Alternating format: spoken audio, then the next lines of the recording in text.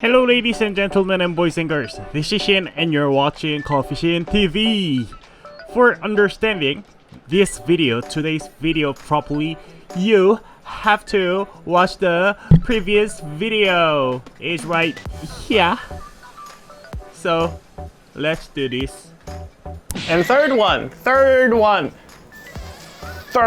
is grinding time. So I've just done the V60 grinding time. It took 14 seconds for grinding 19 grams. It's like a bit faster than 1 second for grinding 1 gram. And for grinding like V60, gap between the bars is like bigger. And for the espresso or like Aeropress, the gap between the bars gets smaller and smaller. Especially the espresso, the gap between bars is like this much. It's like this much. I can do this because I'm Asian. It's no racist law. No racist. Anyway, so it'll take more time, but how long it'll take? That's the issue.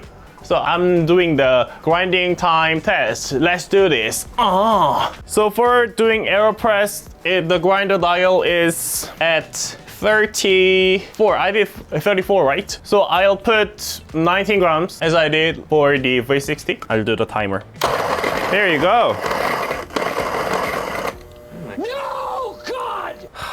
When I grind like really light roasted coffee, it's kind of like too hard. So niche sometimes cannot grind. It's stuck. It can actually happen to any grinders which don't have the strong motor. In this case, what you need to do is change the dial to bigger and then start it again. It still cannot grind. Go to even bigger. So it happens time to time. If the motor is really strong, even if the pins are really light and RPM is slow, it can just like push it through, but it's a bit like weakness of the niche grinder. And these pins are really rock hard because I tested some like roasting things and I just like have leftover like this. Anyways, I'm doing this. This is really beautiful coffee that I drink. So I didn't want to waste it. I just like test with the leftovers. So the coffee that I used for second testing, I used this drinkable, precious, beautiful coffee because I need this on coffee. So I just drank some from the second testing. But for third testing, I thought like I didn't need to use the drinkable coffee, so I didn't want to waste it. So I just used it the leftover. But yeah, that happened. Now I'm using this one properly. 19 grams in. I've got 19.1 grams and I'll set the dial at 34 and then time. So I'll just add 1 second more. Yeah, it was 13 seconds. So if I add like 1 second, then it's 14 seconds. Same like the V60. Yeah, cool. And then I'm doing the espresso. 19 grams exactly. And the espresso dial is like 16. I'll do the 16. Timer, there you go. And it took 23 seconds. It took like 9 seconds longer. That was the grinding time. And finally, cleaning. You're gonna love it if you see this because it's really easy and simple. Changing the grind dial is actually tightening the bolt and nuts and then lose the bolt and nut. So if you like lose it all the way out, you can take this part. So like this. Too easy, right? And then this is the top bar. So it can be really easily taken out like this. It's a top bar. Something like this.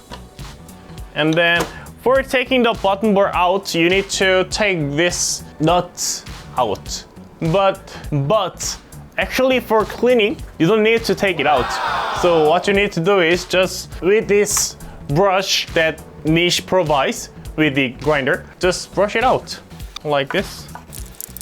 And this one as well, just brush it out. That's it. And then what you can do now is get your vacuum cleaner and then suck the... That's it. And then putting them back is really easy as well, just backwards. So just put this topper on the top and then screw this in. And then all the way in and check if the calibration has changed. So it's all the way in already, but it's not close to the calibrate. In that case, what you can do is just turn this black parts only, not whole thing, just black parts only to calibrate. So if you just turn this like this, then it's on calibrate, then you have got your grinder dial range back. Easy. I love it. There is no retention, so there is really small amounts of like remain in the ground coffee in there. I haven't cleaned it for like months actually, and then there was that clean. Ridiculous, right? So yeah, it's been niche review. Thank you for watching. Peace out.